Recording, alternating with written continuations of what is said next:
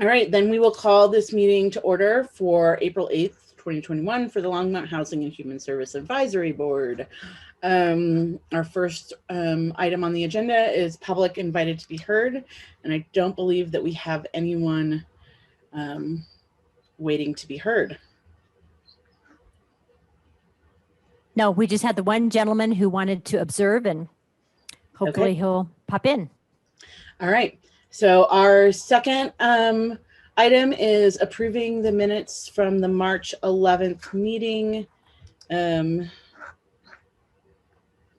going to double check that we have both Karen and Brian here, because we may not be able to vote on. I'm here. The organizer apparently has turned off my right to have the video, which may speak to my appearance. Okay. Sure. All right, Brian, that was me. Since you walked away, I turned off your video and I forgot that I had you again. Still, it's you, Mr. Co-host with the power. It went to my head. Okay, do we have a motion to approve or any questions about it? Deanna?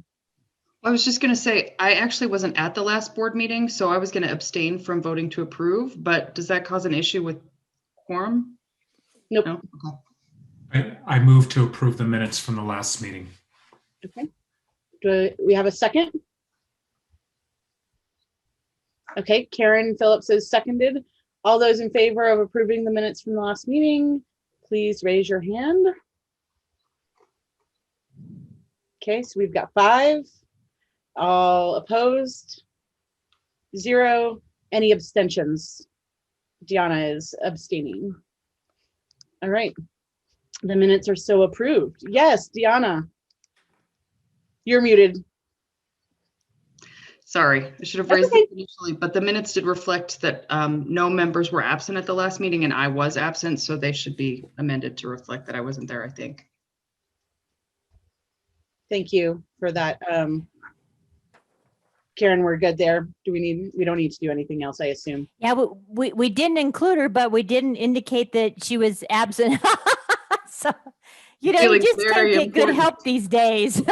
Sorry. We'll make that correction. Thanks, Karen. All right. The next item on the agenda is the site visit matrix review and the site visit report.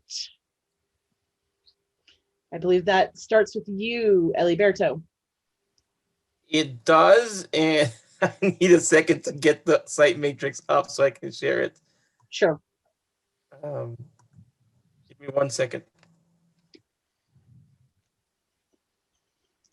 Juggling your many roles on this meeting, including technical advisor. All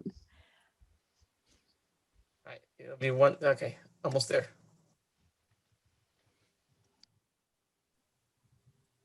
I just want to share that the $1 million idea in my life that I'm not going to do is making t-shirts that say you're on mute. I'm pretty sure somebody's done that already. I believe that's happened. All right. Somebody else can have it. You're just about a year late, but that's all right. I will say that I wish you were on mute. Oh my. I will say that it's been a while since we've had anyone join with a very interesting name put by like a child or someone that they share a Zoom account with. But, you know, a friend of mine joined a 500-person company-wide Zoom the other day and had the name that was put in place by her 7-year-old son. So she was... I'm not actually going to repeat what it was, but I'll leave it to your imagination. Because we're recording, you know. Yes, I'm going to leave it to you all to imagine what that was while Eliberto finishes getting his presentation ready. I'm good. I'm going to get the matrix up. Okay. Here we go. Can you all see my screen? Yes. And it's really what I'm asking the board is any input. I mean, we talked about this is what we think we want, and I put it together. The question is this really what we want? Are there other things you want me to add? At this point, it's pretty basic, but I wanted to start with something.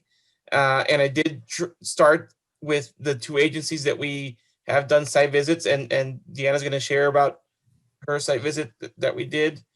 But just wanted to start there. This is the site visit matrix, and basically what the board had asked for is they want to know what was the funded amount, what did they get last year, outcome measures that they contracted for this year, and if we had them, what prior years.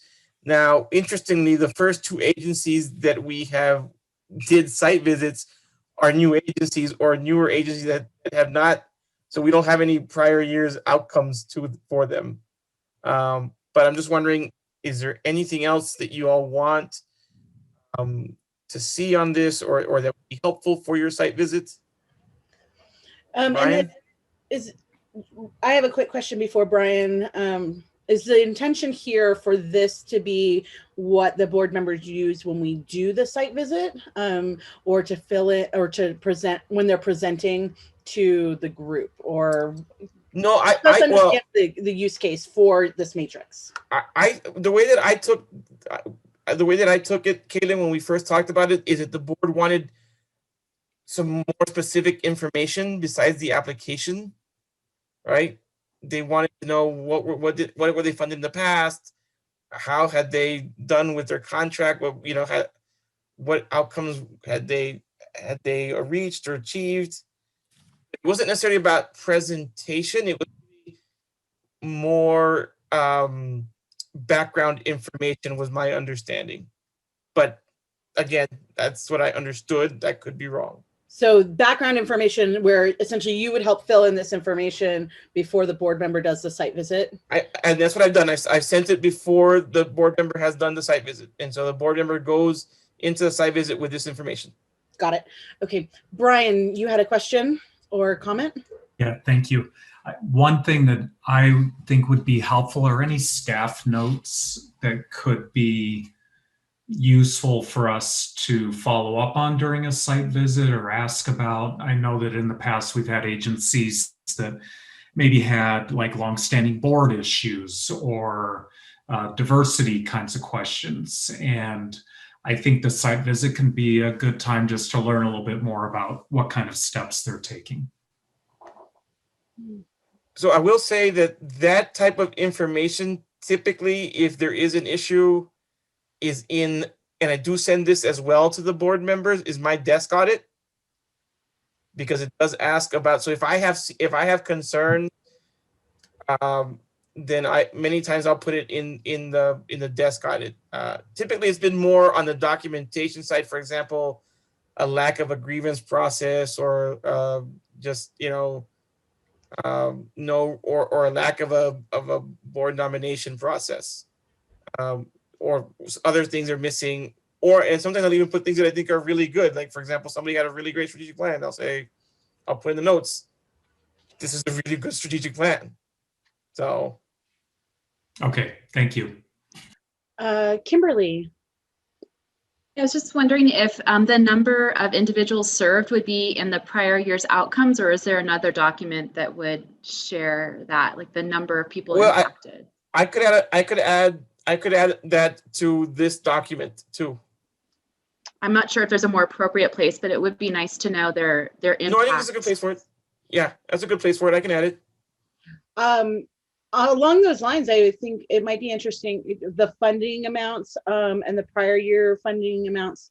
2 things I thought of is, if it's possible to pull it easily, is their annual budget overall, so we can understand like how does the city's funding play into their overall budget. We have somewhere the city funds a good percentage of what they're doing, and somewhere the city is like little tiny amount of their total programming budget. For me, it helps seeing that context of where they're getting their funding mix from. And then the second thing I was thinking of is, we have some agencies who there's not going to be prior year funding amounts or prior year outcomes, but they have applied in the past, and then they were rejected, and then they were accepted. I don't know if there's anything that would be useful from the fact that like they previously hadn't been funded, or they had and then they weren't again. I don't know if that's helpful information for other board members. That might be getting a little too like granular to be helpful for a site visit. So the budget one question is easier to answer because that's you could always just pull up the application, or I could download the application from the EC Impact site. So we could do that because their budgets are there, right? And so are their financials from the application. I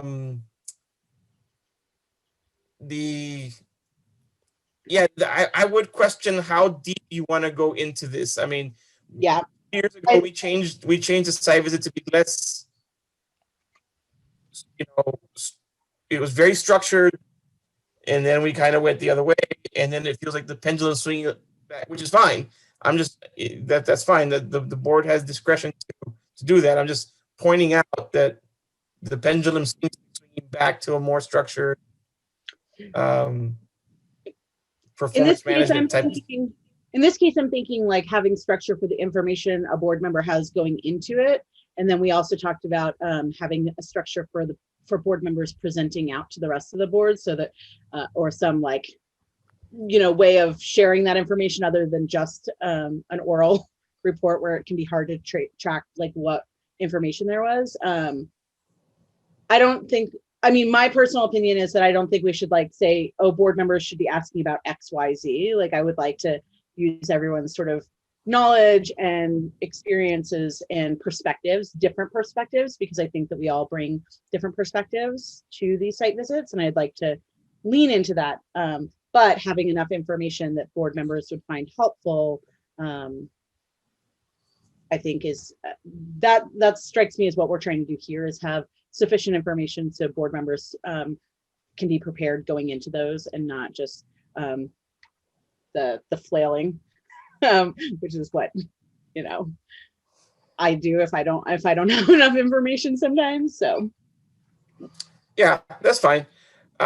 I think most of the stuff you're asking for is pretty. I mean, like I said, the applications are there. The ones about being rejected, and then I know I can go back, but because I can get you all previous funding round applications. I as I said that and talked about it, I don't think it's necessary. I don't think that's as useful. So, and it's a lot of work for low gain. So let's set that aside. Okay. Deanna. So the only thing I was going to add is that, for like a new agency, this matrix, we can't really plug any of this information in for really a new agency, right? So I don't know if and maybe it's just not possible, but I don't know if we need to think of some additional ways to sort of measure some of this stuff for a new agency. I mean, I felt like you were talking about floundering a little bit in terms of coming up with the site visit matrix for the site visit. It was hard to conceptualize this for me because it's a new agency and there's not really a lot to plug into it. So I don't really have a suggestion for that, I guess. So maybe this is not entirely helpful, but I'm just saying that I don't know that this matrix is really very useful necessarily for a new agency. Well, it would still have the current funded amount and the outcome measures that from their current application, right, of what they say they're doing. Right. So the site visit is an opportunity to check in on whether they're at, like, how those things are going and what's happening, I guess. Deanna, to your point, do you think that pulling any, if we have just a copy of their application where they explain, like, going into that site visit, I feel like now that I've seen applications, I have a better sense of what agencies are doing. But when I did my first site visit, I was like, sure, let's talk about it. But I didn't fully connect what they were doing with what I was asking. And so maybe even just having a copy of the application plus this matrix is enough to help me formulate questions. Yeah, and Eliberto sent me the desk audit for it too, so I had some background for it. I mean, it may just simply be that for new agencies that there's not necessarily a great matrix that we can even develop. I'm just saying it was a little conceptually, especially I guess because as a first one, it was conceptually challenging for me to figure out how to plug the stuff into this. Got it. Councilwoman Christensen. Fooling around here while you were talking. Not ignoring you, but we have on associated with our website, we have a really interesting budget prioritization page that shows you, for those of you who think visually, shows you exactly how our budget is broken down in little colored slots. And it's interesting because, of course, everybody else has big, giant color blocks. And Housing and Human Services has little, tiny little bits of very many different colors blocks. But I just sent that link to Karen and Eliberto, and they can pass it on. But if you type in the year you want and you want to look at how our budget is broken down, it's really interesting, and it's an interesting tool to play with. You can see how everything is allotted, but you can find it too yourself by going to the finance department and budget prioritization on the city website. Great, thank you. Karen Roney. So one logistical thing. So Eliberto, do you want to stop sharing your screen? So Michael has now joined the meeting. So would you let him in, and then you did? Yeah, I did let him in, and he is muted, and his video is okay. on. Got it. Thanks. So then my second thing is, and this gets back to what what Deanna was just kind of thinking about as far as what else to include for agencies that are newly funded. And I don't know, Caitlin, if this would be helpful, but maybe for new agencies, that this might be where any kind of comments that the advisory board made in their evaluation process, of that agency, maybe that's where that information could go. Because if there were some, concerns, or if there were comments that advisory board members made, that could be information that would be helpful. I don't know, just throwing that out there. Yeah, we don't really use the comments when we were doing the evaluation of them. So I could actually see that being useful for all of the agencies. So if we get a copy of the application, Deanna, when you got the copy, was it just their application, or did we also have the evaluation of it? Well, there's 10 of you evaluating, so I would have to go individually and get the comments and put them into a document. Okay. So, but maybe for new, even just getting overall scores, so we have a sense of where they fell in things could be helpful. They've all been funded, so they were all the highest scorings of what we got. So I guess my question comments, really is, go ahead, Eliberto. I guess my question, Caitlin, is what is it that we want from this matrix? What's this? I'm gonna steal that thing from Karen. What's our tragic unmet need that we need to meet? Because yeah, I'm fine doing whatever. I just want to make sure that we're providing you as board members that which you feel you need to do this job the best way possible. Deanna, you mentioned not being sure what to plug into these, but this looks like, to me, this looks like stuff that Eliberto is going to provide to us. So you wouldn't be plugging information into these necessarily. But my question to you is what you're looking for something to help guide the questions you're asking, or information what information you need to bring back to the board, or something else? So when I had talked to Eliberto about this agenda last week, he and I had talked about sending something out to the board that I had prepared, and I frankly just didn't get it together because I wasn't exactly sure what to put together. And that may simply, as I say, just be a function of the fact that it's really the first sort of time, because I looked at the matrix and I was like, man, I have no idea what to plug into some of these categories, right? So, but maybe once we do a couple of these, it'll be more obvious, but I wasn't sure what to include in the packet, so I kind of got bogged down and didn't do it. So does that answer your question, Caitlin?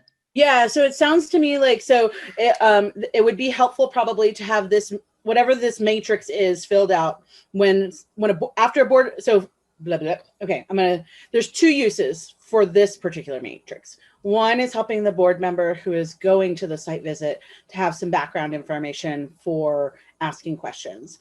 The second would be to include it with the board packet when that board member is presenting on the organization, so that the rest of the board members have some context for any comments.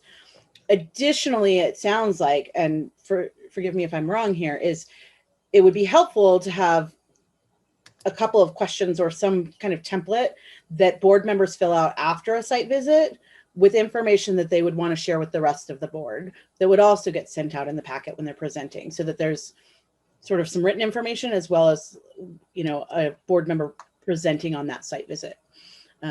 Does that seem like, I'm hearing like two different needs that one is for board members going to the site visit and one is for board members receiving information about someone else having conducted a site visit. So there are two different things to solve for.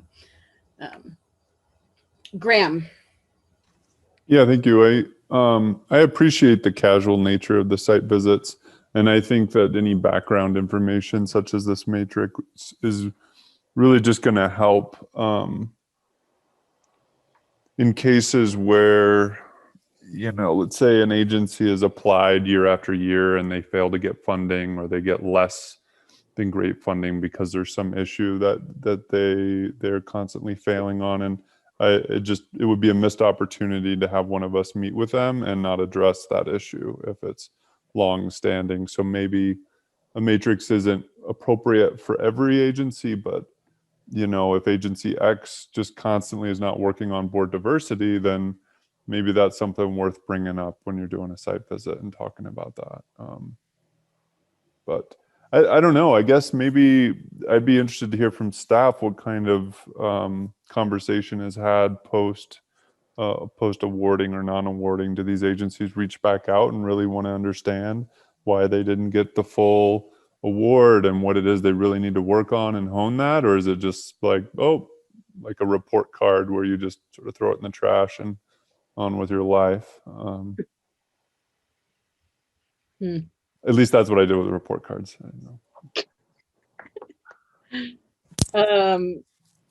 Councilwoman Christensen, did you have a comment on this section? You still have like the electronic hand raised, but I'm not sure if it's still up from the previous time.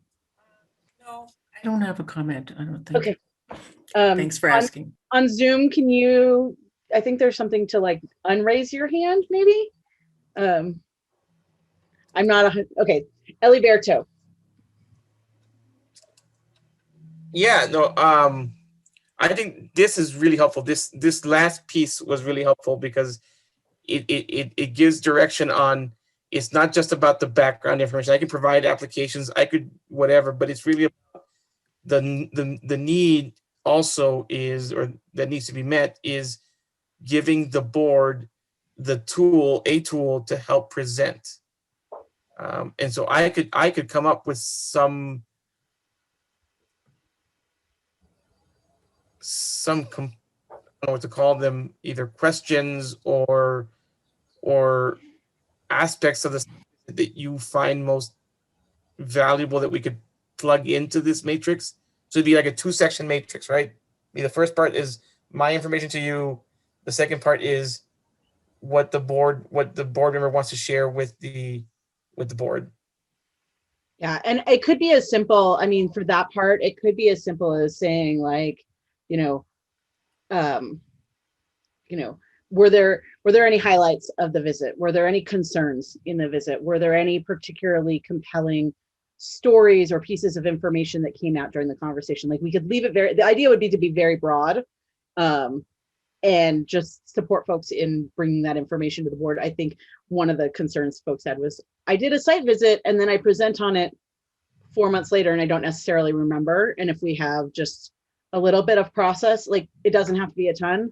To Graham's point, the casual nature of these is really allows us to establish some of those relationships with it. And then just giving folks a little bit to share that with the rest of the board. Some people do very well with just an oral presentation. Some people really like to see a couple of notes written down. And so I think having both is helpful.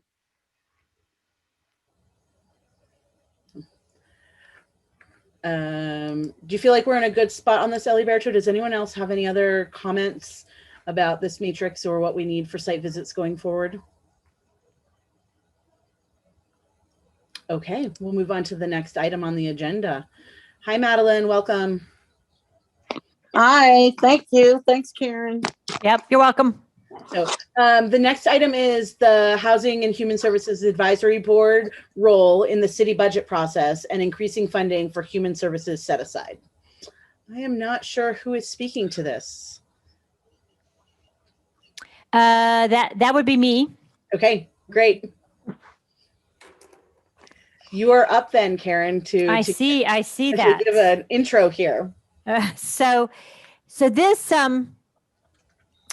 this item came off of the list of things for the work plan list that we generated back in January, I believe. So this is really twofold. I think one, just to talk about the upcoming budget process, and then two, to find out what else the board had in mind regarding this topic. So I believe when we were having this conversation back in January, there was also some some comments or some questions about can the advisory board have roles in like when the city is considering grant funding, or basically to have input in other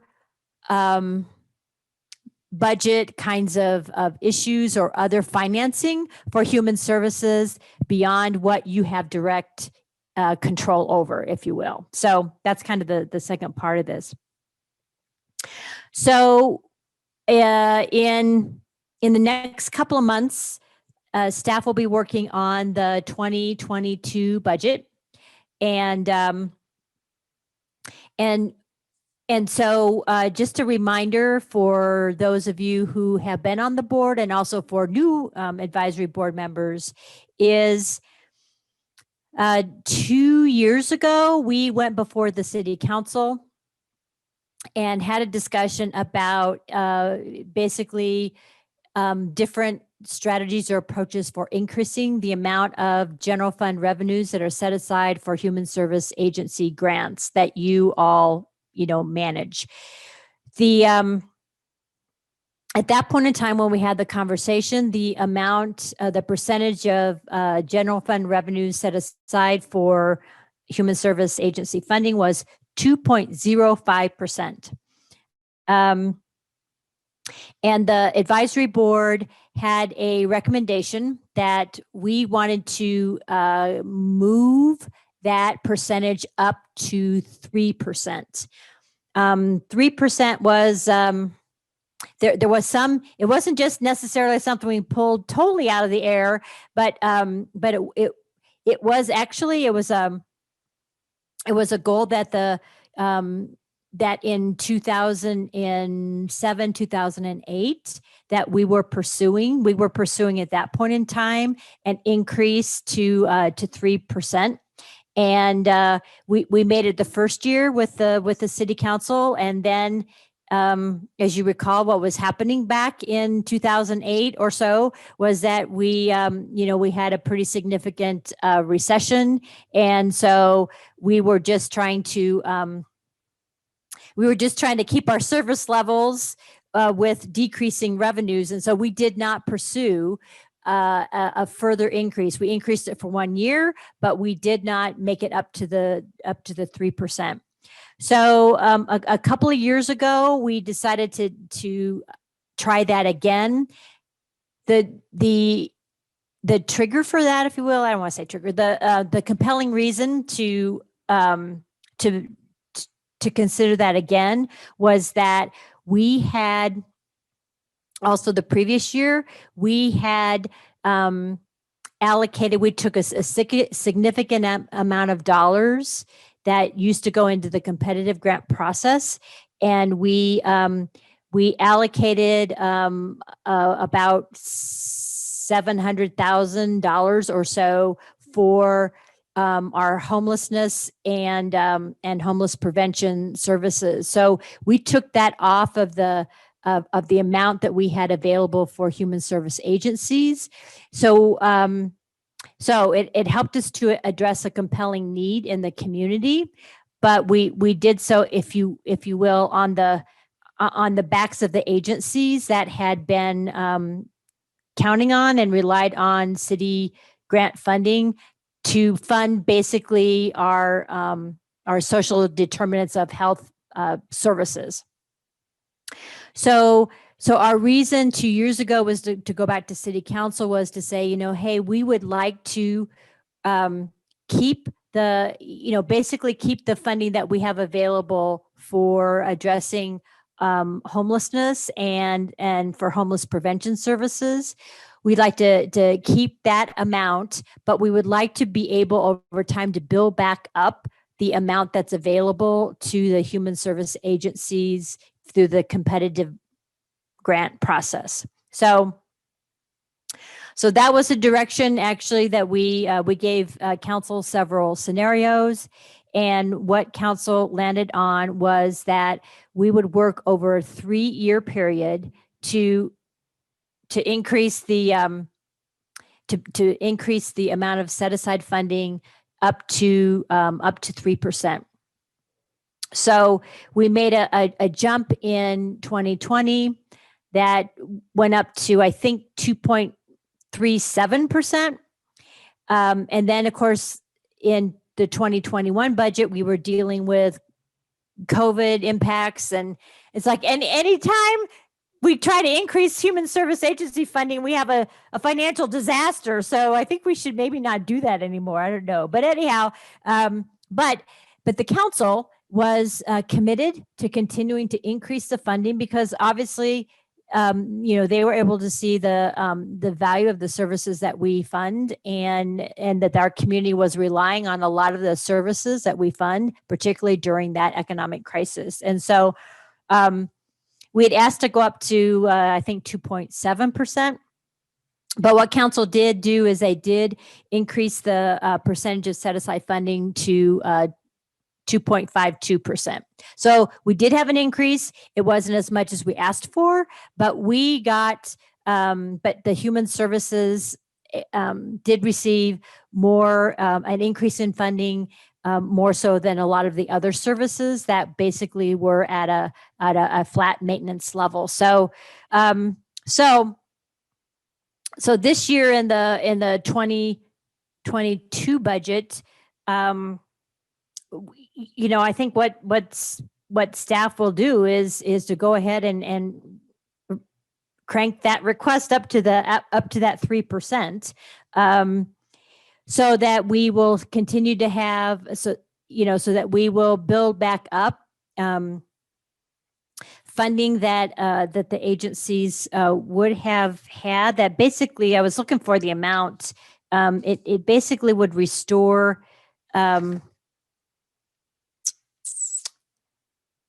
Restore funding to the level that we had I think in 2019 for 2018. One more. 2017. Pre-2017 numbers, because that's when you went. Okay.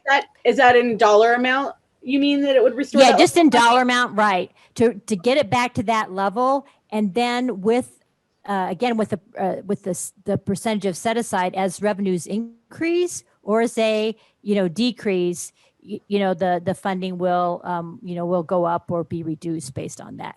So our goal was to get it back to the amount that was available through the competitive process 2017, in 2017, and then be able to continue to build it from there. So, so that really is the background, and I guess if the advisory board has any other thoughts about that, do you think? Well, just want to throw that out there. So what we would be requesting in the 2022 budget was to bump that up to that 3% set aside, unless the advisory board had other thoughts or ideas that you would want to provide around that. Brian. Thank you, Caitlin. So I'm fully in support of asking for that increase. I think the economic projections for 2022 are looking pretty good at this point. And if they're not, the money's needed, which is the conundrum that we live in, is that when the economy's good, the funding is better and the need is lower. And when the economy's bad, the need is higher and the funding isn't as good. So I certainly support asking for it. And I think at some point we should also entertain discussions of other potential funding mechanisms that are dedicated to health and human services, specifically health. Councilwoman Christensen? I'm certainly in support of this. And what do I know? But I really do think that maybe everybody but one person would maybe all of them would support this. So I hope we can do this, because really just to bring it up to what it was 5 years ago was kind of sad. But you know, we really have had a lot of difficult times over the last 8 years.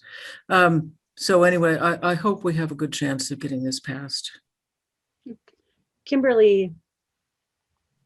I'm definitely in support as well. I'm curious, just to know per capita, how the funding compares between 2017 and the 3% that's being proposed for 2022. If we're maintaining the per capita over time when we compare those 2 years, or if it's dropped. Just curious, because that might be something to consider in the future, hopefully as the economy strengthens. We certainly could look at that. And so we could pull those numbers together if maybe we didn't talk about that as a per capita basis, but if that's a measure we want to consider, we'd be glad to put that information together. That's a good point. One other thought that I had that you mentioned that we don't see as much of, and this sort of goes into the other, I think we've talked about quote unquote other areas where the board might be involved or provide input, is you mentioned that some of the funding in the past got shifted from the competitive grant process into services provided by the city for homelessness, for example. Councilwoman Christensen mentioned earlier that there's some of the budget breakdown and kind of scoring around which budget areas different things within the city budget fall under. I would find it, I would love to see sort of over time, even if this grant money has gone down, what the city funding has looked like for things like homelessness, anything around like Boulder community, like the healthcare, the Boulder County, health and mental health, and those things that I think that the city helps fund, but not necessarily through this competitive grant process, because it's easy for us to sort of like silo in on this competitive grant process as how the city is funding what our community needs. But it's really clear that there's a lot of other things that the city is doing. And so helping us contextualize in terms of where the city is spending on similar types of services, but that are not going through the competitive grant process would be super helpful. Because I also think about even having conversations with folks in the community. It's easy to say, oh, we had $800,000 that we gave to community partners, but the city is also funding other programs, and being able to have a perspective of like, that accounts for 15% of cities fund. I don't know what the percentage is, but getting a sense of what that is. This also strikes me in light of our conversation last summer. We had many conversations around, funding of police versus community services, and this idea that those are opposed. But in some of those conversations, it was really comparing this competitive grant process to that funding, and not necessarily the entirety of what city was spending on it. And I think that it would be good for us to see that as well. So I can pull the spreadsheet, but if it's something that staff can help us get a picture of, that would be great. Councilwoman Christensen.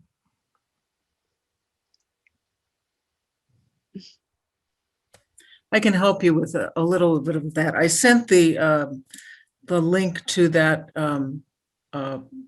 breakdown to Karen and Eliberto, so they can forward that. But I don't think the city on that page has quite the granular breakdown you're looking for in terms of exact agencies that they're giving money to, because the budget itself is like, oh, it's really huge. But it does tell you on a department level.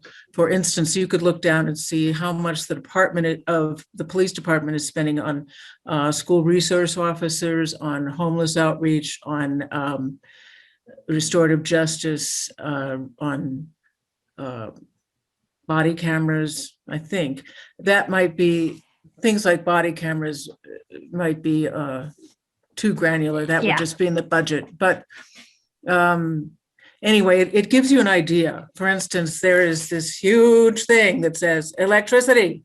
That's Moby Dick. Housing and Human Services is the little minnows swimming around. Yeah. Yeah. I mean, I downloaded between that's the krill, the specific areas, because it is very, I really think this is a very helpful way of understanding exactly how it was prioritized. And at the top of the page of this, it explains how the city prioritizes things and how the city scores these things, so that, is this something that is a federally mandated program? Then we have to fund it. Is it's something that is mandated by the state? It is something that is critical to not having people die, things like that. And so there is a scoring system that helps with the prioritization, but there are also areas that the city did a huge survey from 2013 to 2014 to find out what the city, the residents of the city actually wanted.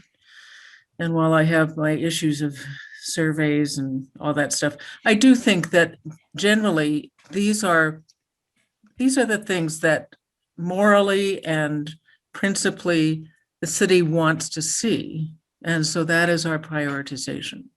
And so it's a very helpful way, I think, of looking at a budget, which is not just numbers. It really goes to people, especially from housing and human services to people. That makes a huge difference. So. Yep. Yeah, I downloaded the spreadsheet and saw, for example, 250,000 going directly to conflict resolution facilitation.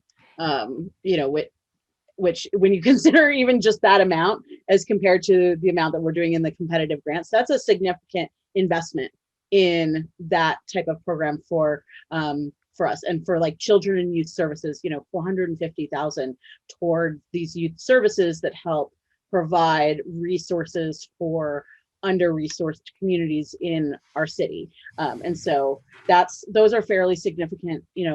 The city budget is huge, but we also are having significant investment in those areas that are not just where we are. So Karen. So I guess the question is, so we can certainly put together some information, as Councilmember Christensen talked about. I mean, there's a priority-based budgeting, which is the process that she's talking about.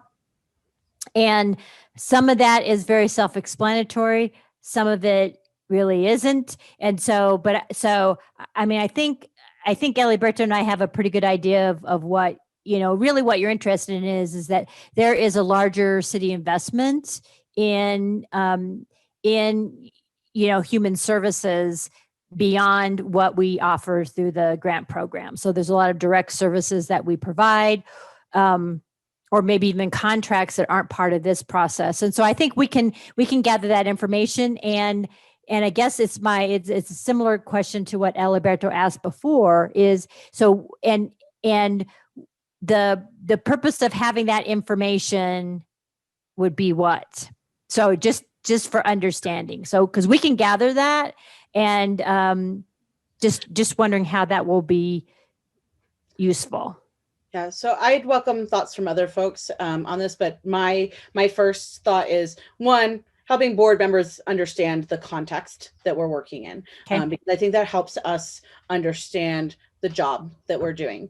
The second, though, is, so you mentioned that staff is going to go, and I think that we're all supportive of staff requesting the increase to 3% of city general funding. I think that there's the potential over time to see, like, okay, maybe the city starts increasing this, but then does funding for some of these other things start decreasing, but we're not seeing that. Like, so it looks, or is funding across those going up? And so that looks like what we think it should be. I think that folks on this board have an interest in these housing and human services, not just through the competitive grant funding. And so folks have talked about going to city council and requesting, you know, we sent a letter to city council last summer suggesting more investment in, you know, alternatives to policing for the community.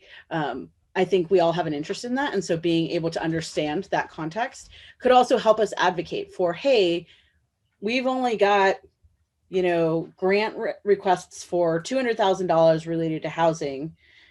The amount for housing that the city council has allocated hasn't changed in 5 years. I don't think that's true, but like, give us that context, because then we could say, well, maybe it's not that we need to do more grant funding. Maybe it's that the city needs to support more directly instead of grant funding, because we don't have service providers that are meeting that need. So that's my thought, is that in particular, we have seen an imbalance in some of those areas in terms of grant funding, and being able to say, like, okay, well, that need isn't being met.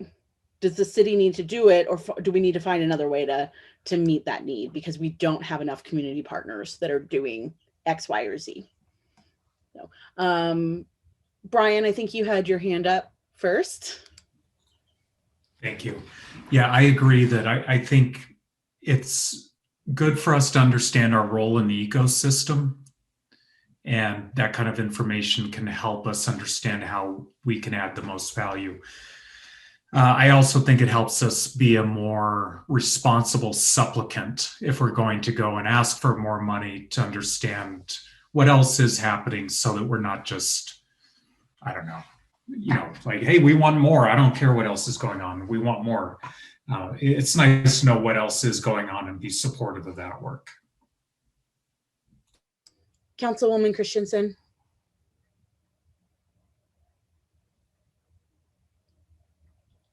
You took your hand down, but you didn't unmute. I can't be expected to do everything.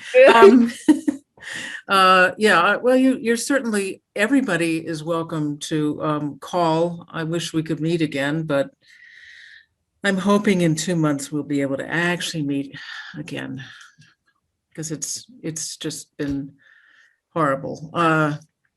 But you can always come as an individual and speak, but you can also write a letter as a group. And even though it is maybe seems not to be directly concerned with what this board is doing, if it is in any way related, for instance, anything having to do with housing or any of the human services, you can certainly advocate for that. And I think that that's exactly what you guys should be doing. And council would love to hear from you. So please do, you know. Thank you. Appreciate that perspective. Do any other comments about the board's involvement, and then the request for additional grant funding this year, or anything else related to the board's role in the budgeting process? Okay. Then we are on to our next item on. Well, so there's sorry. Karen first. Go ahead, Karen. So I just, I guess I would like to go back and ask Brian about his comment. Not the most recent one, but the one where you said, you know, you mentioned about pursuing other funding, particularly for health services. So I'm interested if you would expand a little bit on that thought.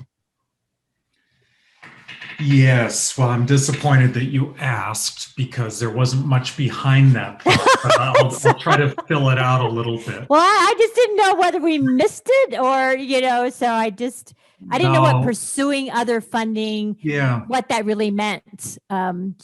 So in your Karen, mind. when I think of other communities that are able to spend more dollars just in general, sometimes that's because they may have a special tax in place, for instance, that helps provide funding, or they're getting money from the Colorado Health Foundation to run a program. So it's really, this is about as shallow a pond as we're going to step in by asking me, but there's just like this kind of nagging sense of maybe there's other money out there other than asking for a percentage from the general fund. Right. So that's helpful to understand, Brian. And I would say, certainly as staff and Alberto, maybe we can figure out how to capture that. Is we do go after a variety of grant resources. So we have private foundations, we have state money that we pursue, or federal grants. So we do a pretty good job of pursuing other resources that will help us. And most of the time that is about helping us maybe establish some new programs. And then what we need to do is to figure out, all right, how are we going to have a sustainable funding source for something that we try and we find out that that's pretty effective. So, and what we really haven't pursued would be, some very specific targeted, tax. And so that happens quite a bit in like City of Boulder has, obviously their sugary beverage tax was, big time, generates quite a bit of money that goes directly to fund a variety of services, but we haven't necessarily pursued that very often as a community. Obviously, we've had open space targeted taxes as well as for supplemental public safety services, but we do pursue grant opportunities for sure. And thank you for that. I think this ties back to Caitlin's request for some of that other information so that, we have more of that context. You bet. Thank you. Councilwoman Christensen.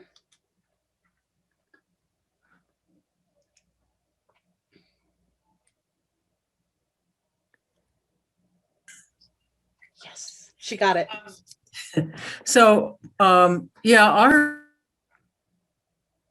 Uh-oh, you got muted somehow. I don't know if it was you or somebody accidentally muted you. Alberto wielding his power. Hey. You don't want to cut off our councilwoman. That's okay.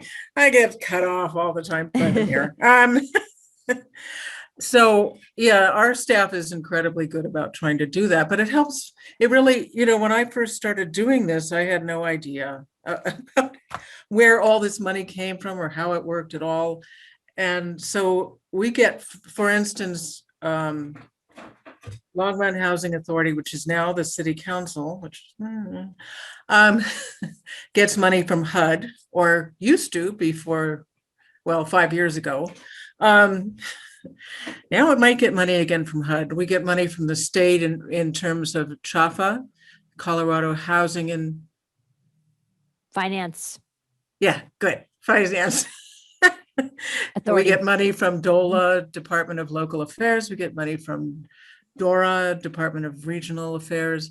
We get money from all kinds of different private grants, but also public grants and nonprofit grants. And believe me, staff just is running around, looking for every bit of money. But it does help to know that there really are a lot of resources out there, but it takes a huge amount of time to write those grants. And you have to really have people who are familiar with doing that, to do that. Because if I tried to write a grant, I'm sure I wouldn't get a penny, but there are a lot of people in our city government who are very good at that.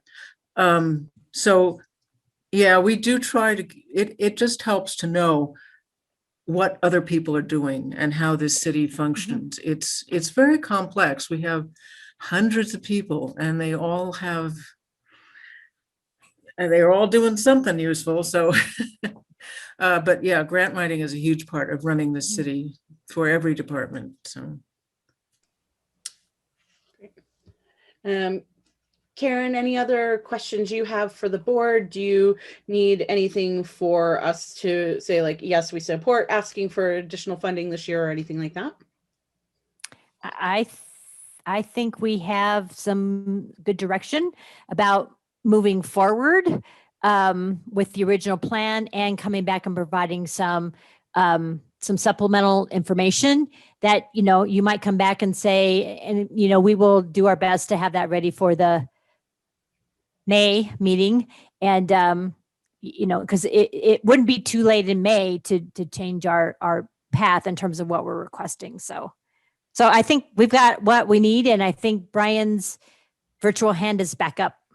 I see that. Yes, Brian. Just real quickly, Karen, I don't want to add too much to your workload. I have been made aware that the state of Colorado is not as prolific as some other states in pulling down federal funds in various areas. I don't know that at all relates to this area that we're talking about, but it may be helpful to know whether it's the city of Longmont per capita or it's the state of Colorado as a state, how we do in securing funds that are available from a federal level. What's our performance look like and what would it take? And let's just start there. And I don't know if you have that, but if you do, amazing. If not, don't add a whole lot to your workload to get that. Because I see that question. I'm like, oh, if you have it, that's really easy to pull. And if you don't, that could be quite the rabbit hole for someone to go down to try to quantify. Well, we won't go down a rabbit hole, but if that's something we can grab, we'll do that, Brian. But okay. All right. Yes, Councilwoman Christensen. It's the Polly and Brian show tonight, I guess. So a lot of that depends too on our state representatives and state senators. So as you know, we do not always get some shining stars to represent us. And I have personally, one of the other ways we get money is to send people like me to Washington, D.C. to go around and beg from our senators and representatives, give us the money. So if you've ever tried to get money from Ken Buck, it's not easy. So it really depends upon, that's when it becomes very, very political, is they have to ask for that money and they have to advocate for that money. And we have some excellent representatives and senators, and we have some less than stellar representatives. So, that is a big part of it. Thanks. All right.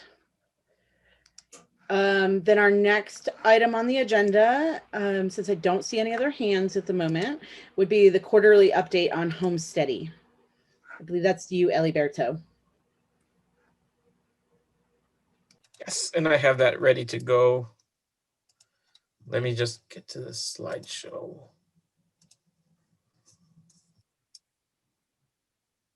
Okay.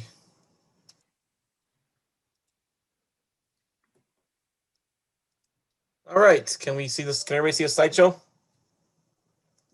Looks good. Okay. So yeah, I think we wanted to, and the arson or my first report that I sent to you was pretty slim on data. And so I went back and said, hey, what can you get me so I can give a little more robust report to the board. And so they went back and got for sure 2020 more robust 2020 data. The issue with 2021 is the first quarter just ended on March 31st, and there's still some of those clients, because the program can last more than 3 months. Some folks are still in the midst of the program, receiving funds and working on their housing strategies or remaining house strategies. So so the bulk of this will probably be much more year end or 2020 data, and you've seen some of it in October. I did the first year data, or first part of 2020, and so they just sent me the rest of the data for 2020. All right. So really, as part of, so why I say 2017, 2016 were big years for the human services funding. It's really when we changed, and Homesteady was a part of it. Yes, we broke about 50% of the set aside to go to homelessness and homelessness prevention, and that was because it was very much prioritized in the 2017 Human Services Needs Assessment. As you know, it continues to be, even our 2020 assessment has housing and stable housing as one of its as its greatest priority. So that has not changed between 2017 and 2020. So that's why things changed in 2017. So basically, here, just so you know, so the Art Center gets $120,000. It's a total $200,000 contract. 120 is meant for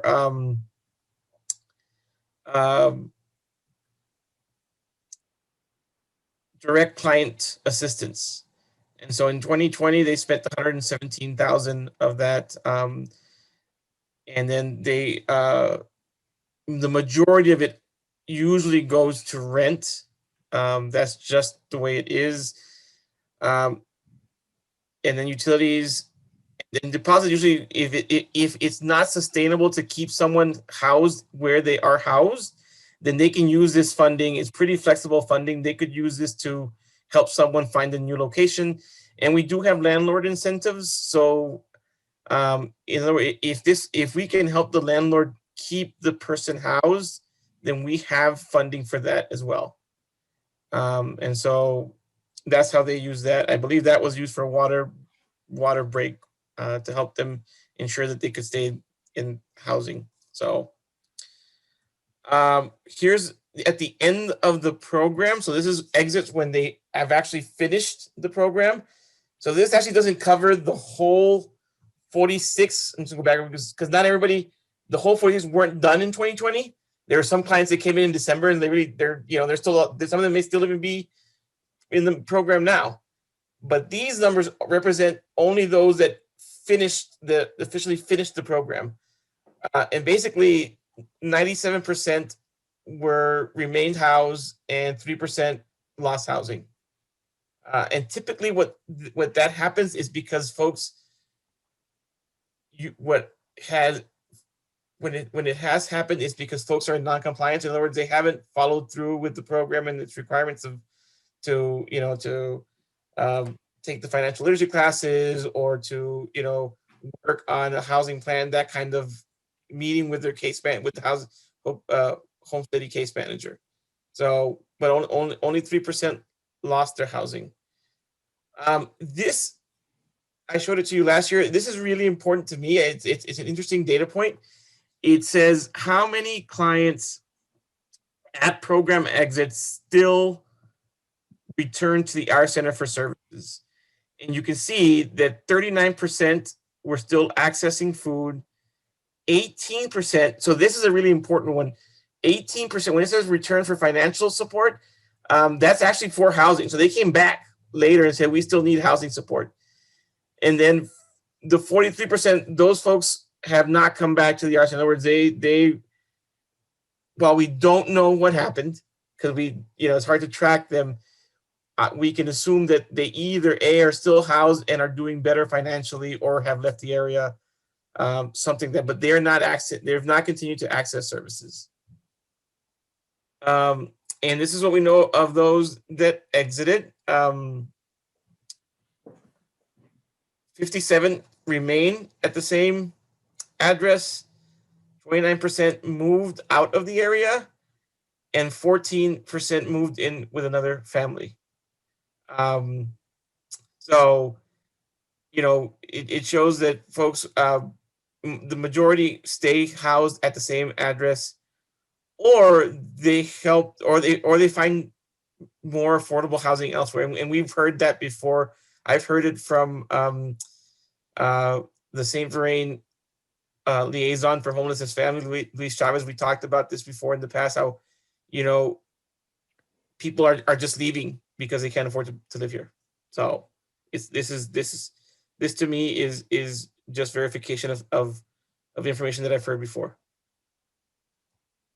So, and then there's just some household types. You can see, and this has been the biggest percentage is single parents. And there's a lot of data that talks about single parents being typically more likely to be living in poverty. That is the reality. So here's 2021 data. So far, there's been 15 people. And again, some of these 15 may have been, oh, I didn't change it. Sorry, I just noticed I didn't change it. Some of these 15 may have come over from 2020. A big thing, and actually, you know, I didn't talk about that in 2019, a lot more people reached the saving goal of 1 month rent. As you can imagine, 2020 has been very difficult for people to save 1 month's rent. It has been a challenge. And I can go back and get the data and bring it back to the board, but that has been, and so far, nobody's done it this year. They spent $20,000 so far, primarily, again, rent being the big number. I will say that the utilities piece, there has been a lot of money for utilities. So people are accessing those funds outside of this program. And so utilities are less of an issue this year because there's just been a lot of funding, both from Colorado, nationally, from the CVRF, from the CARES Act dollars. We spent a lot of money on utilities. So there's been a lot of funding for utilities. That's why I think it's so low. And here's what we know about household types. Again, so far, single parent. They've been the ones that have been accessing the program the most. And so that is it. I will stop sharing and answer any questions that anyone may have. Eliberto, those demographics of single parent, single adult, do they collect additional demographics around, for example, I know one of the things that came up during our funding round and the latest needs assessment was particularly support for seniors that we know. Do we have a sense of among the single adults, is that skewed towards seniors, for example? Or, you know, do we know anything else on those? We do, and I could find out more. I will say one of the changes that happened in, yeah, I can find out more. I'll leave it at that. There's been 2020 has been a very unique year, but yes, I can definitely ask for more demographics. Like since they all go into BCC, I'm sure that they have a lot of, and BCC stands for Boulder County Connect. Yeah, which is a database. Okay. Madeline. Yes. I have a question in terms of, well, a lot of issues have come up within other ethnicities since the tragedies that we have recently witnessed. Specifically, the one that concerns me the most right now is I have a family, friends that are Asian. After the situation, the tragedy in Atlanta, well, everybody knows what's been going on and what has happened and is happening that we didn't hear about it. It wasn't at the forefront. It wasn't at the top of the list prior to that situation happening. And what I know that I have tried to help specifically with housing. There's a family of approximately 8 people. And there is basically one person that's providing for them all. And we just happened to be talking, and she asked me, she said, well, do you know of anywhere I can go to get help? And of course, what kind of help? And she said, well, housing. My brother is handicapped, and he has 3 children and a wife.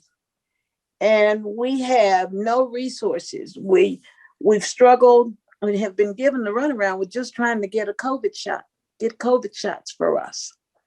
So of course I reached out, and I'm just wondering, I made connection with them because I actually went there to just offer condolences, from what happened. And so I want to know if any of you have had your friends, family, or others that have had attention brought to them since those kinds of situations happened. Of course, we all know with George Floyd and the Black Lives Matter situation. We all know about those. But do you guys? What's been your experience in terms of demographics? I'm curious to know.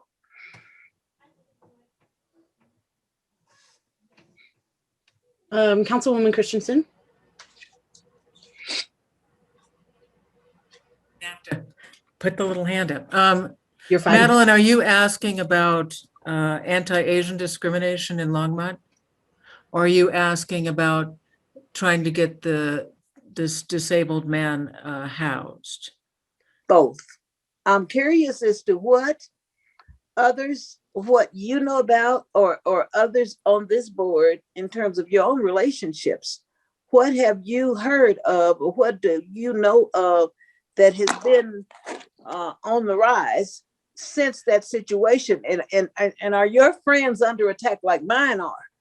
I was so upset to know that the mother is 62. And she was given they've been absolutely given nothing but the runaround. And so I did make some calls from some very, very helpful people in Boulder and in the city of Longmont. I talked with Adriana. Adriana made a big difference. Good. And so just today, this started about 2.5, 3, as soon as that other situation happened, then this happened with them. And so I started in Longmont with LMAC, and today they all got the first shot. Good. Yeah, exactly. And I was like, yay. But the situation still remains that need housing. And I know Veronica over at the senior center. I don't know any of the details though. I'm gonna help them through it. So let me hush and let you address what you're asking. Okay. Well, I have a friend who's Japanese American. We've known each other for about 30 years. And, she's a very quiet person and she doesn't complain, but she has mentioned many times lately that she is very uncomfortable being out on the street. People glare at her.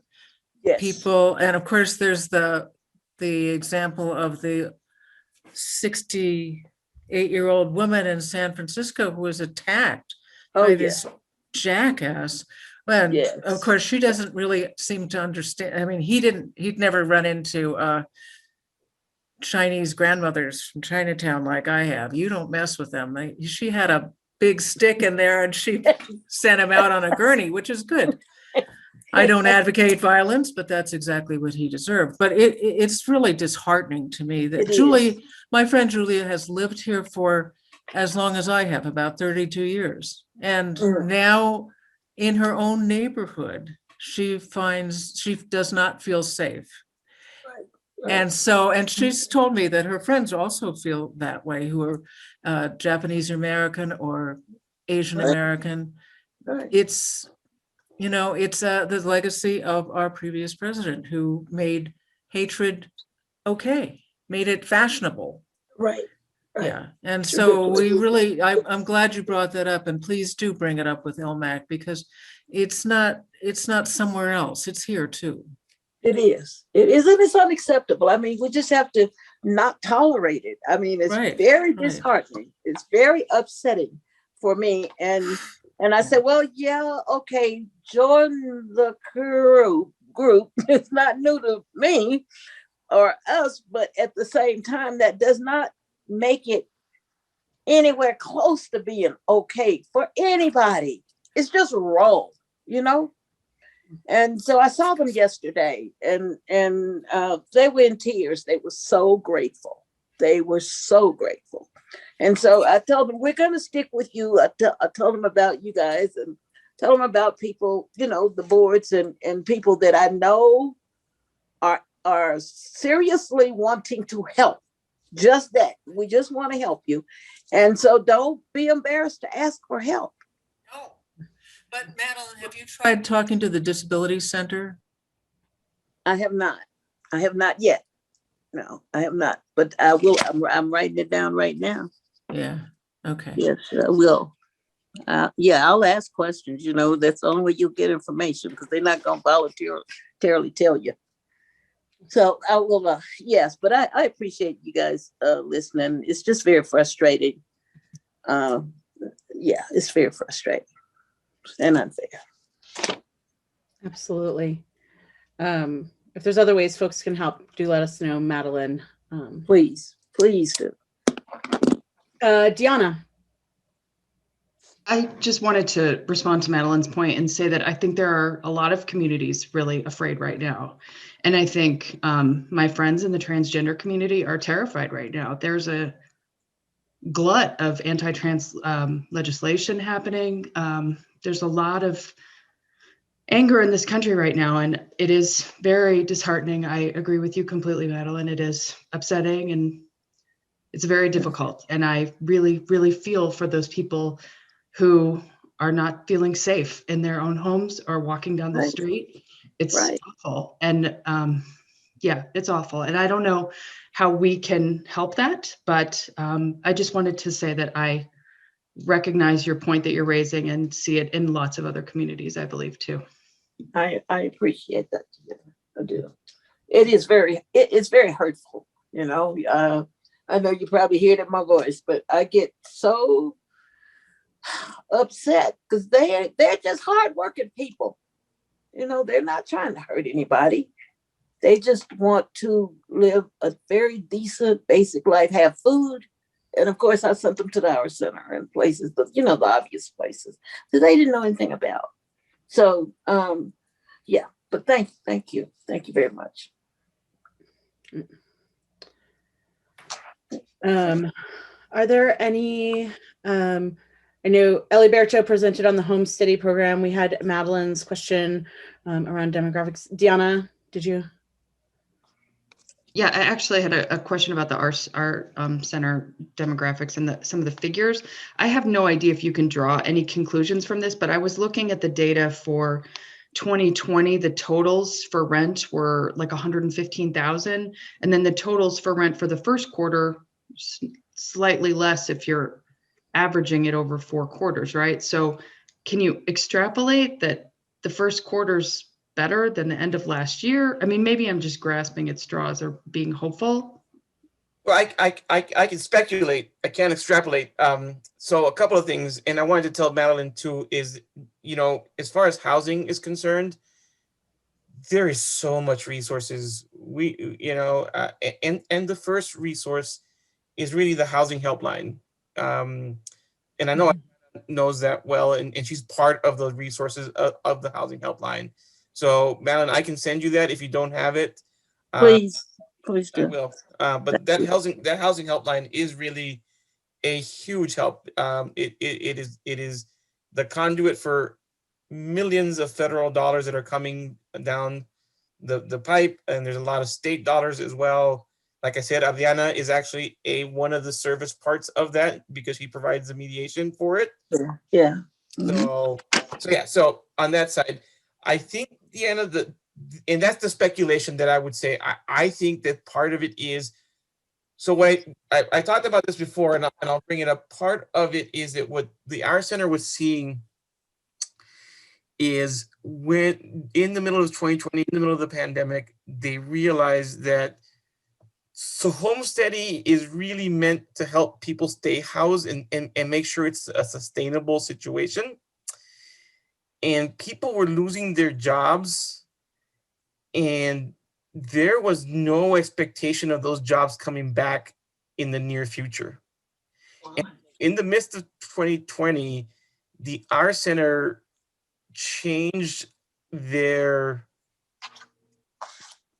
criteria, basically saying you really have to demonstrate that you that a participant is going to once again have some sort of gainful income coming in.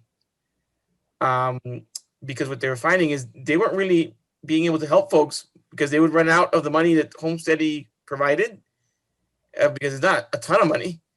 And so, where in the past they might have, been out of a job or in a medical situation where they had a month off that they couldn't, and then Homesteady would fill that gap. But it became very apparent that people weren't getting their jobs right away, and people were going to be long-term unemployed.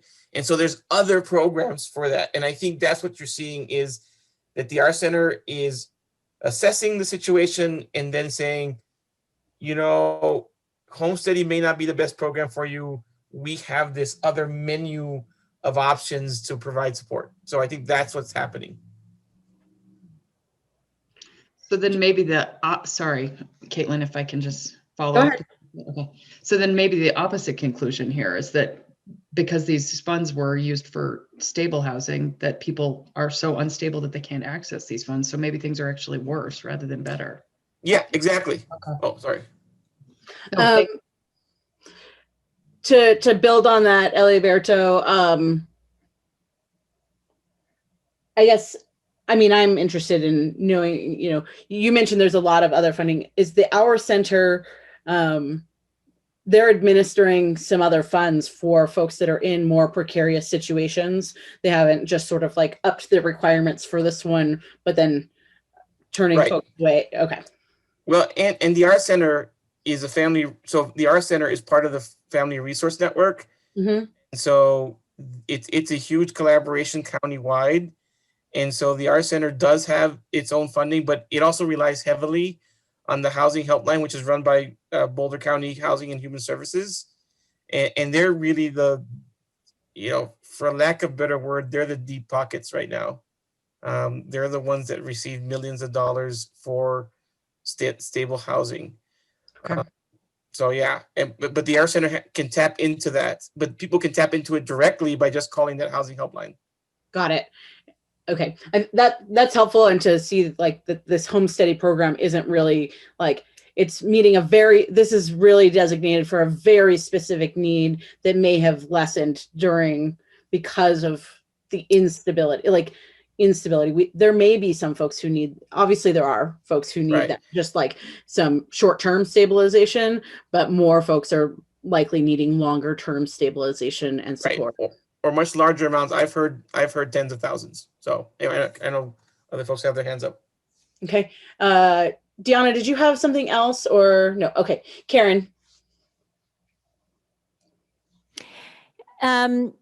Yeah, so I think listening to this, I think, Eliberto, one of the things that we probably also should put together is really an overview of basically all the federal dollars that have that are coming into Boulder County and are coming into Longmont, that came in through the CARES Act.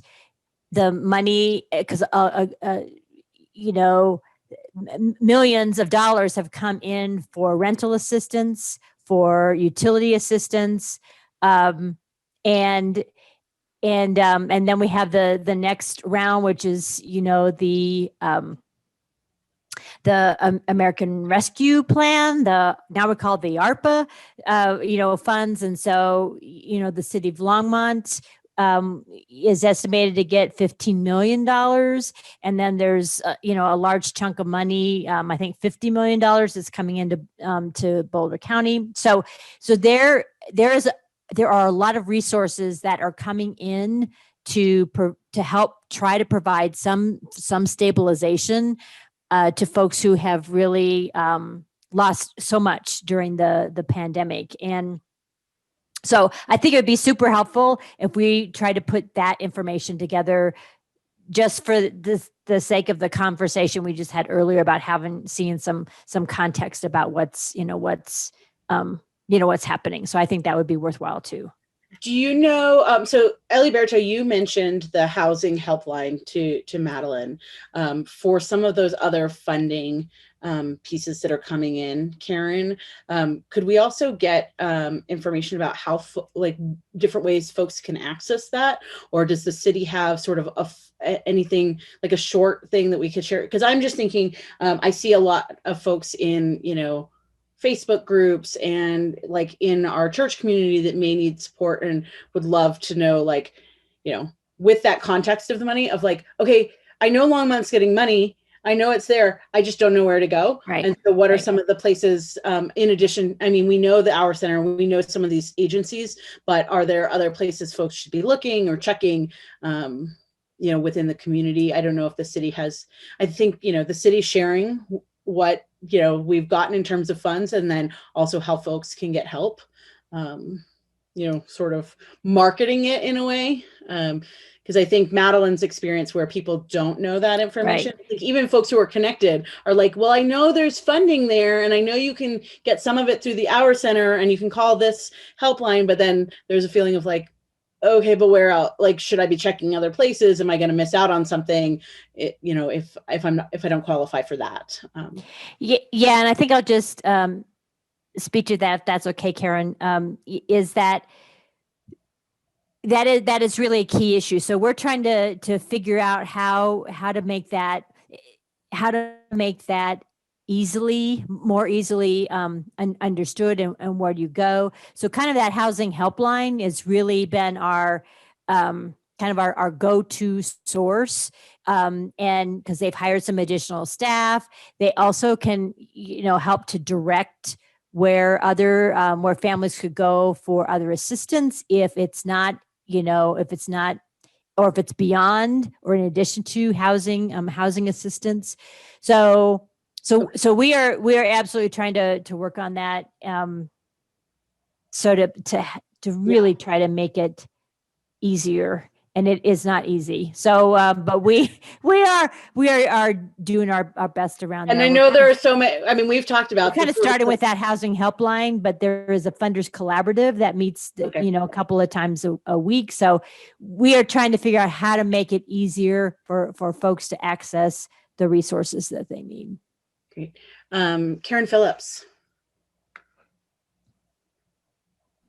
Yeah, I was just wondering, if somebody called the city of Longmont and said they needed, would they be able to direct them somewhere with some help? Depends on who they called at the city of Longmont. The main number. If you call the main number, probably not. I think that is, so what we hope is that they would send them our way. They would send them to community services. So they would either, if it's housing and human services, it's usually Karen, Eliberto, community neighborhood resources. But that really is the challenge. So there isn't a point person. Right. For all of your needs in this whole arena, here's where you go in the city of Longmont to get every piece of information that you need. we're trying to figure out how to do that. Yeah. But It's they a lot of- eventually, I think, if no one else, if they don't know where else to go and they call in terms of the city, it usually comes to community services. Well, that's good. Yeah. So there's a direction. So Yeah. good. Great. Thank you all. Is there any other feedback? Oh, go ahead, Karen. I just had one comment to say. Last night I attended the Longmont area Dems, and they were talking. We had a great discussion about the police and funding and all that kind of thing, and they were talking about starting this citizen advisory board, and it occurred to me that I thought that's kind of what we are. And they were talking about, well, we need to start this thing and talk about homelessness and find housing. And it's just like, my mind was like, well, now these people need to be told that, you're welcome to come to this meeting every month. And I mean, it's already there, but nobody knows about it. So I don't know if someone could go to their next meeting and say, instead of starting a citizen advisory board, you already have one. I mean, I thought that's kind of what we do or are supposed to do, and people would participate by joining these meetings, but we never have anybody joining a meeting. So I don't know. It just struck me funny that they would talk about, well, if we need to address some of these issues with the police, and we've already kind of done that. And I just was like, well, you could participate in our group, but anyway. Councilwoman Christensen. Karen, I think you're exactly right. I, every day we get emails that have 50 groups that all do the same thing. And I hear groups say, we should have a police oversight committee. We have a police oversight committee. We, but they don't know about it. And this is a problem. We have so much information, and yet it is hard to sort through the information to see what's relevant. And I think this is kind of a problem of our times. But anyway, I thank you for bringing that up, because it's frustrating to me too. People say, well, nobody's doing anything about this, but they are actually. It's just you don't know about it. Sure. Yeah. But I feel like we're a citizen advisory board, kind of. I mean, don't you think that's what we are doing? I think that's the goal here, is to have community members providing that advisory. Maybe I could mention it. I mean, there was 36 people that attended that meeting, and just to say, instead of starting an advisory board, there's already one existing, and the meeting is the second Thursday of the month, and anybody's welcome to comment or participate. So that was kind of part of what we talked about doing in terms of making it known and making ourselves known within the community that we're here. And there are people that know me within my circle. Excuse me. And yeah, that was kind of excuse me, why we said we were going to do more marketing about us, who we are and what we do. So I think that can do nothing. Yeah, I think we're on the right track. We just gotta see it through. okay. Yeah, but yeah, we were on the right track, and yeah, we just gotta finish it. That's all. I agree. Exactly. I couldn't agree with you more. All right. Is there any other business that we need to cover? Eliberto, yes. So Karen and I talked, and Caitlin, you've seen this, and so has Brian. But I wanted to just let the board know that after our last conversation around the human services funding matrix, we have continued work, and I wanted to show something to the board tonight. It's very draft, which is why I didn't send it out. In fact, I just created it last week after looking more deeply at what Brian had created. But in my mind, it may help provide a visual and about our funding matrix and how we look at our goals, our outcomes, and our activities. And I just wanted to share that with the board, if you would be okay with that, Caitlin. I think that's fine. Okay, and we don't have to spend a lot of time talking about it because it's draft, but I wanted the board to see it and just to be aware that we are continuing to work on that. So I'm going to share. I'm going to find it, and then I'm going to share. And Ellie, there, so just to add clarity too, at our last meeting, we talked about looking at the matrix, but also simplifying how we're evaluating agencies when we get to the funding round, because I think we had quite a bit of discussion about how we were getting really, really specific and trying to measure things, but in the end, a lot of the information was maybe not necessarily helping us make better decisions.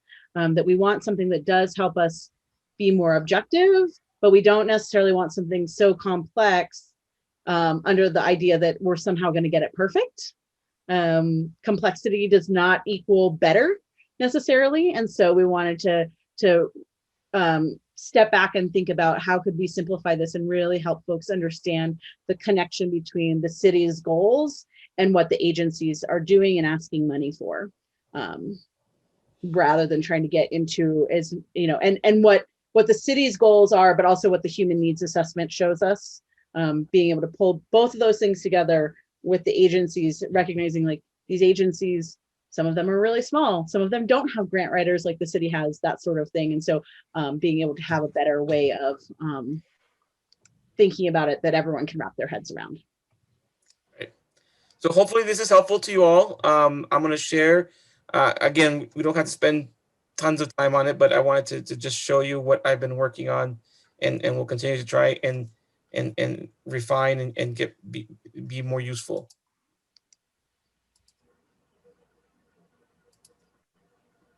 So what you're seeing here, and I know it's small, I can zoom in. So if the way that when Brian did his great work on the larger spreadsheet, he basically broke it down into 3 tiers, and this reflects that. The first tier, when we think about funding or importance of funding, is really, is the application, does it fit under our safety net pillars, right? So for example, this is self-sufficiency and resiliency. That's tier 1. They have to meet tier 1. If they don't meet tier 1, then they're not to be considered.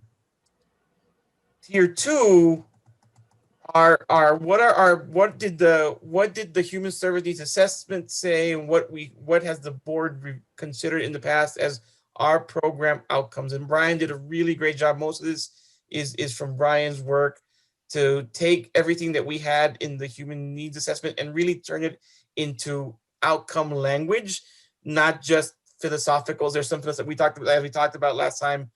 You know, the human needs assessment was a little broader, and so we brought this down to much more. Here are the program outcomes of increased earnings, employment, or eligible benefits, or to support ability to secure steady employment, increase ability to earn a livable wage. So those are outcomes. And so, you know, these are some of the outcomes that we talked about. Some of them are pretty simple. The human services system talked about the digital divide and bridging that. Then there is tier 3, and this also came from the human needs assessment, is what activities does the program need to be doing that we want to fund, right? And we can talk about, you know, are there activities not that we didn't capture? We could send out the human service needs assessment again, you know, but here are just some examples of activities that were. So to reach these outcomes, we want to provide financial literacy, or we want to provide English language acquisition. To provide the increased ability to, it really came, one of the activities was people need reliable transportation, in other words, for them to stay living independently. They need, and this goes back to that no wrong door. The activity to that is provide information about available resources and reduce difficulties in finding and navigating the human services system. So really, an agency can apply for, if that's the program they're doing. So for example, I'm going to say CPWD does this, right? Because a big part of their activity is their information and referral process. So in other words, they help people navigate the system and they track it. And then there was another one about transportation, but it was in particular to car repair, right? And so we may decide that that activity is not something the city wants to fund, but I put it in there for just as an example. And then on the bridging the digital divide, the activities are provide access to broadband internet or internet capable devices, increase digital literacy, or increase access to device charging outlets. Again, not necessarily these are the activities that we want to fund, but this was in the human service needs assessment. And I think this helps us see it in a different way. I'm not going to go through, I did all 6 of them and I can send it to the board, but I just wanted to share tonight some of the work that I've done on trying to simplify, but at the same time, ensure that we are still, keeping fidelity to the human services needs assessments.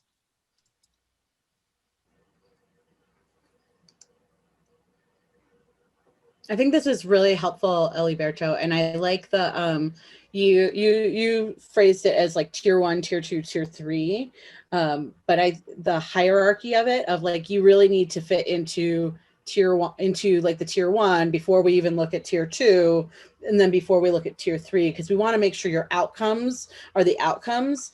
If your outcomes aren't there, the activities you do are almost certainly not going to be there, but also if somehow those activities are what we say, but they're not reaching the overall outcomes we want, then maybe it's not what we want to fund. So I really like this, and as a mechanism for thinking about it, and using this to think about how we do the scoring. So I appreciate you and Brian trying to give us another way of like wrapping our heads around how these pieces fit together. So Deanna. Yeah, I raised my hand as soon as Eliberto finished to basically say what you said much more eloquently than I would have said. So yes, just that I thought that was a really helpful way of looking at it. And I appreciate the reframing of that. Well, I think it's really helpful. Same here. Same here. Kimberly, and then Karen Phillips. Thank you for putting in a format that's so much easier to understand, especially as a new advisory board member. I would love to see something, and again, I don't know the details of the rating system, but I would love to see something referencing health of children and youth. And I don't know how specific it needs to be. I just feel like that's something that's important to address. And maybe it's already captured under the human services access piece that I saw is written in that far right column. So I just have to do my part to promote child and youth health, because I think that's so important to our community and deserves a special note. Just to add, so I think Eliberto, you showed the first slide, which is just one of the 6 pillars that we do. I think the first one was self-sufficiency and resilience. One of the high-level pillars we have is actually health and well-being. And so when Eliberto sends it out, I think it'd be good to look at that, because I think it looks like we pulled that primarily from the human service needs assessment, and we may want to expand on what some of the outcomes are or some of the activities are that we know will help meet those. So thank you for that advocacy. You really, as a new member, it's hard to like wrap your head around the fact that there's like 6 of these and all these, some activities fit into both. So I think Eliberto getting that sent out so folks can see all of them will be really helpful.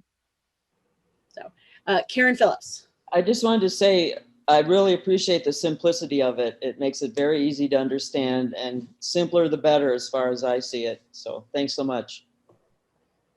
Yeah, I mean, I'm even imagining like our criteria, like when we're filling out the ratings of this, is really being like, does it meet this first, does it meet the pillar that they say it does? Do we think it does? And then like, if so, then add like, does it meet these outcomes? How well does it meet these outcomes? And then the activities to really get a sense of that. Because I'm like, that's a lot easier than some of the, it's a lot easier to map it into this than some of the ways I think I was trying to map it last year. being able to map it to these sorts of things would be really helpful to say like, okay, this one does increase access to dental care, but maybe it's only like a 6 out of 10 on the scale. I don't know how we want to do this, but there's some different ways we could think about using this for scoring to help us score how well agencies seem to be meeting our objectives. Other feedback or questions for Eliberto on this?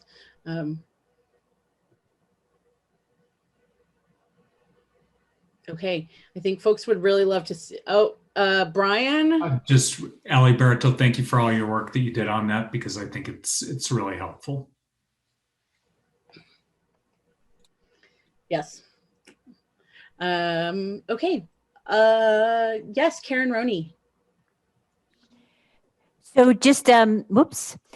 So to build on Madeline's reminder about marketing ourselves, I don't think that maybe I have, or maybe you sent them to Eliberto, but I think those bios that we sent out in the last packet, I don't know if anyone has completed theirs. So we're going to send them out again, and we'll provide some additional instruction or required, when to send those back to us. So anyhow, so I'm just building on Madeline's reminder that we need those bios. So we will send that out again. Thanks, Karen. And I'm going to put a reminder on my own calendar to do it, but I'm also going to add another reminder to ask Karen who's done it, and then I'll give you a call. I might bring by like some cookies or something if you get it done by a certain time. I'm not above like a little bit of non-valuable bribery. There, I'm not actually like giving you something of huge value or actually bribing you. I'm just offering an incentive to get it done. People are super busy, so and so we will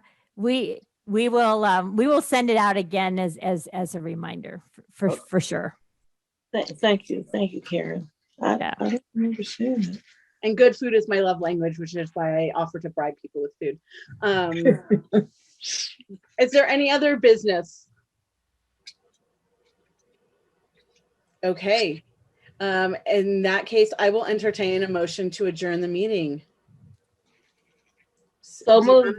Okay, Deanna moves, and Madeline, I'm going to assume that that's a second. Yeah, absolutely. And we're adjourned. See you all in about a month. Thank you. See you. Thank you. Thanks, everybody.